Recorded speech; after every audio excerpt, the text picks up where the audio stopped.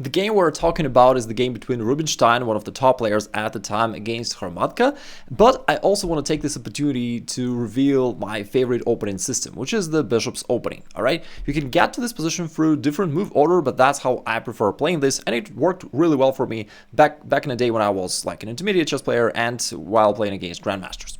Now, against the bishop's opening, your opponents will usually develop their pieces in one order or the other, which does not really matter because your plan will always be the same. Therefore, after they play whatever, you go d3. Again, they develop anyhow they want to, and notice that we delayed development of the kingside knight because we wish to play f4 first and only then to bring the knight out. And this idea is kind of like an improved version of the King's Gambit or the Vienna Gambit, where you do expand on the king side and you begin attacking without really taking much risks or sacrificing anything because the pawn is actually guarded. And in most cases, your opponents are going to play pawn d6, which is what black played in this game. But just for the sake of, complete understanding of the situation, what if black actually captures right here on f4? Because students often ask me about this.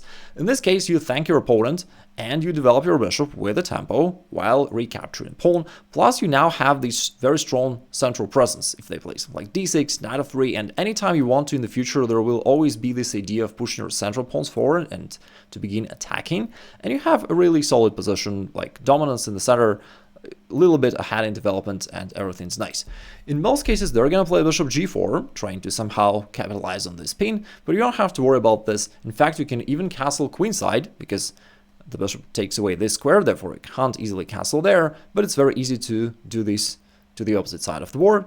In this case, your opponent's, again, most played choice of them is to trade on f3 and to go knight to d4, which is actually wrong. Like, they should have just castled or completed their development, but, in chess, the grass is always wider on the other side, at least if you're playing black. Therefore, they hope for a knight takes f3 with a fork to your king and queen. But of course, you don't have to just sit there and wait. You can do something. For instance, you can castle, letting them execute their plan, because after this, you've got queen g2, and it is game over. You double attack the knight, and after the knight goes anywhere, you then capture this pawn on g7 and you begin this devastating attack against everything. You can later play rook f1 or bishop g5, increasing the pressure against all that, but very often they will actually blunder this very checkmate straight away, but either way, they're already lost right there. In most cases, your opponents are going to defend their center by going pawn to d6, and after this, you bring your knight out. Now, in this game, and it is the most played move up to this day, black is going to play bishop g4. Now, the final comment about a sideline. What if they simply castle? Because that's another common question. In this case, there are different ways to go about this. I love playing f5 because it really cramps black's position on the king side. They can't bring their bishop out due to this pawn that takes away this diagonal. Plus, on the next move, after whatever, you play bishop g5 yourself, create this pin, then go knight d5 to increase the pressure against the knight, and you basically start this crushing attack on the king side, and they're usually clueless and they can't figure out what to do and go down quickly. In the actual game, black played bishop g4, and most of your opponents will do the same. Now, in this position, there are two good options, and I'll just outline both of them for your understanding. In the game, Rubinstein played pawn h3, and it is certainly a very nice and attacking, sharp move to play, and you're welcome to do so. There is also the other option which works across different sub-variations of this opening. Generally speaking, you'd wish to castle, however you can't do this because the bishop controls this square.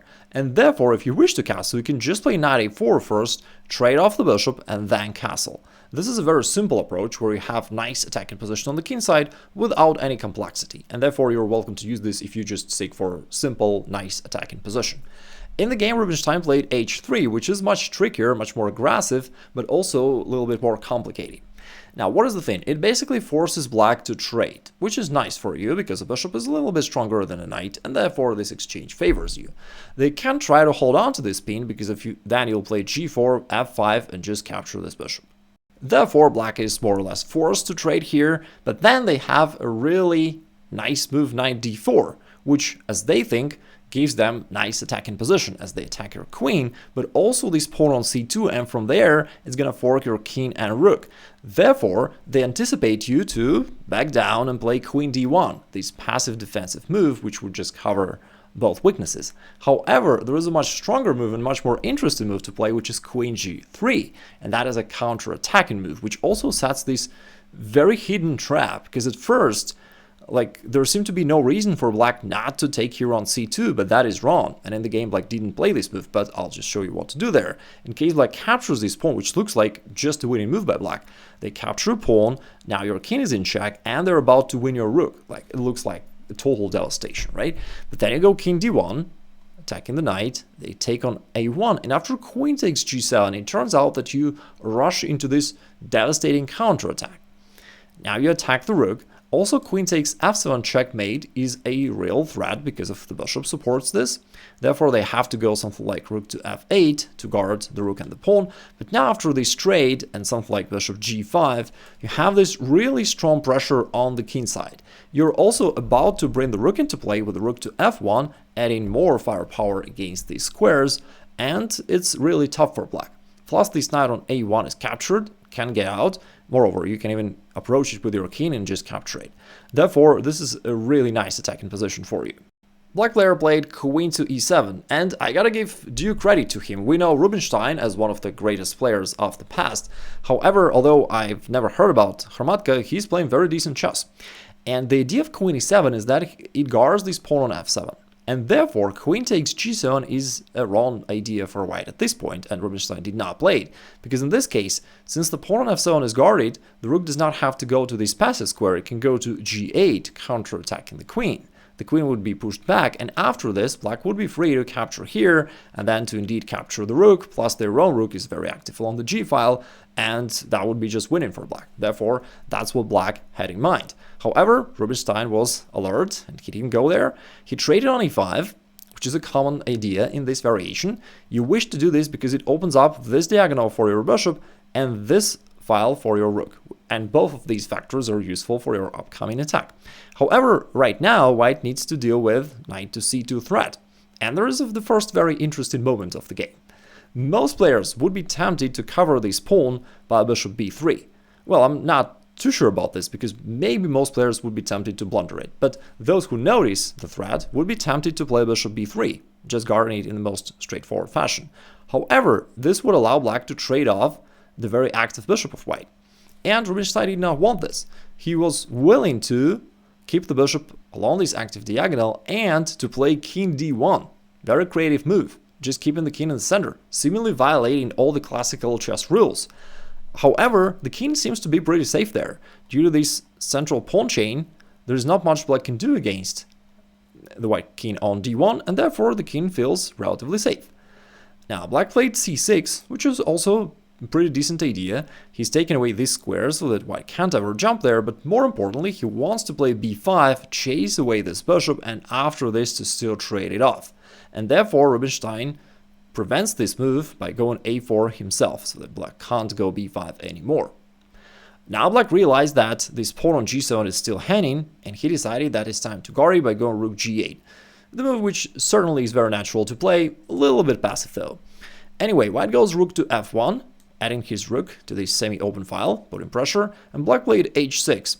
Another move which is hard to criticize. After rook to f1, it's clear that white probably wants to go bishop g5 and together with the rook, create strong pressure right there along those squares. Therefore, black wanted to stop this by going h6.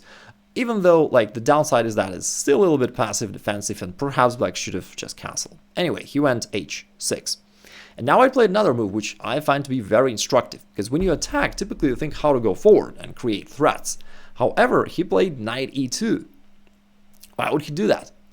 There is a very useful strategic rule to know, and this rule states that if you noticed an opponent's piece on your half of the board, you need to neutralize it. And that is a very prudent approach, because usually most of the troubles that you're going to encounter in the future are going to come exactly from that piece. Because if it stands on your territory, inevitably it attacks too many squares on your side of the board, and sooner or later this can result in troubles. And therefore it is prudent to trade off or push back that piece up front without waiting for those troubles to occur.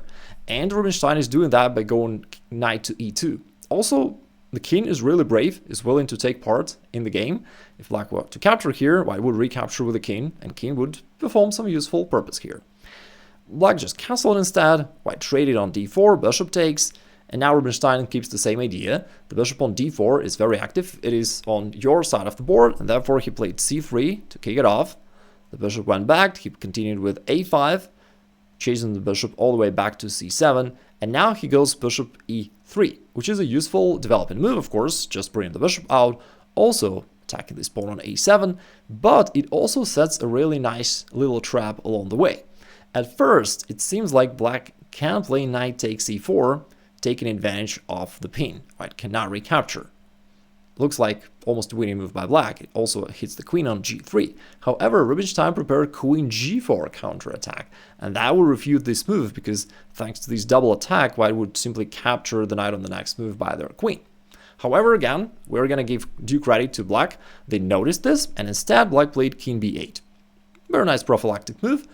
Therefore, the pawn on a7 is guarded, but also knight takes e4 threat is now real because queen g4 would come without check. The king is not there anymore. Therefore, Rubinstein played king to c2, removing the king from this potential pin, and therefore knight takes e4 is not an option anymore. White would simply recapture. And finally, the king arrived to a more or less secure position. Black played king a8. I mean, it's not easy for black to come up with something really active. White is controlling the situation pretty well, with two active bishops, controlling here pretty much everything with his rook and his queen putting pressure. Therefore, it's really hard for black to do something active, and he just made a prophylactic move, trying to hide the king in the corner. Here, white played rook to f3. It's hard for me to criticize Rubinstein. He was one of the greatest players at the time, and I'm not. But anyway, from my perspective, I call it half a move. Means that white really needed to play rook f5, but he just stopped it somewhere midway. Like, in my view, like one of the principles which I follow and which I recommend you to follow is, if possible, move your pieces to most forward available squares. That is a universal rule, which works in virtually any position, right? Therefore, if you wish to move the rook, first and foremost, you want to bring it to the most forward available square right here.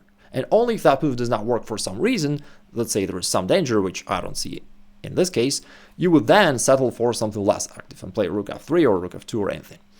Anyway, he played rook to f3, which also makes some sense. I guess he just wants to maybe stack heavy pieces along the f-file and somehow increase the pressure. Black played knight d5, also very interesting. I'm not sure if Rubinstein overlooked this move or not, but it's a nice attempt. Black is having a hard time doing something because white controls the situation so much, and black tries to just mix things up. He is sacrificing the knight because he noticed that if white were to capture it, black would play pawn e4 with a discover attack to the queen, attack of the rook. Maybe he wants to play c takes d5 on the next move, and generally speaking, the situation becomes more unclear and complex. Rubinstein decided to avoid these complications and just played bishop g1. Black was pretty happy because he could at least relocate his knight to this nice square on f4, and it looks like he kind of tricked white. However, Rubinstein also played queen f2, and it turned out that although the bishop had to move back, this at the same time allowed white to create this battery all of a sudden and to threaten queen takes a7 checkmate, which black covered by going bishop b8. And at this point, I really love the next move because again, it follows the same rule. Whenever you see your opponent's piece on your half of the board, you got to kick it off or trade it off. And Rubinstein played g3. Very nice move, which follows this idea. However, at first sight, it looks like that is just a blunder, because black could play knight takes h3, and he did, which threatens queen, bishop, and black just snatched the pawn. Rubinstein, however, prepared a counter-strike, because defense is the best defense, so he's going rook takes f7, counter-attacking the black queen. And indeed, it turns out that it's not that good for black to accept this queen trade. Black played queen d6 in the game, because if he were to trade queens, then black is quite in trouble. This rook is now hanging, so as the knight on f2. If the rook moves out of g8, white will be able to capture this pawn, and white is still like totally dominant, and black is just have to somehow desperately cover all of his weaknesses. Therefore, in the game, he played queen d6. And I guess that black was modestly optimistic at this time. It still seemed like his horsing around idea brought some results. He grabbed the pawn, he's now attacking the queen and bishop. Black would probably expect white to move the queen away, and after this he would be able to trade off at least the bishop, reducing the power of white's attack. At this point, Rubinstein got sick and tired of all this maneuvering back and forth and decided that it's better mate than never and played queen b6. That is the astonishing move that Max Uwe described as one of the most astonishing moves in chess history.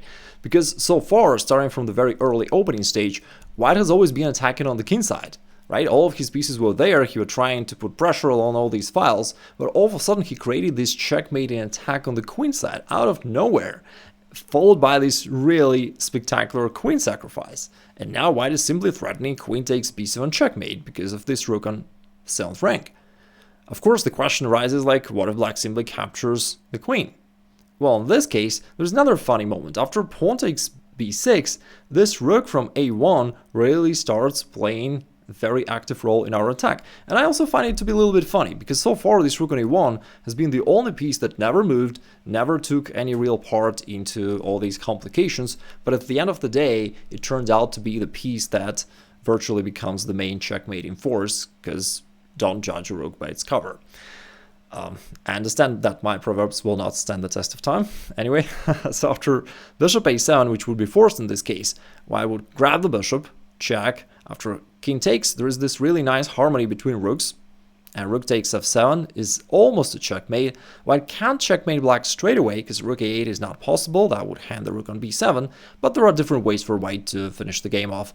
One of them being bishop a6. The easiest was one followed by rook a8, linear checkmate, and Black can't really defend.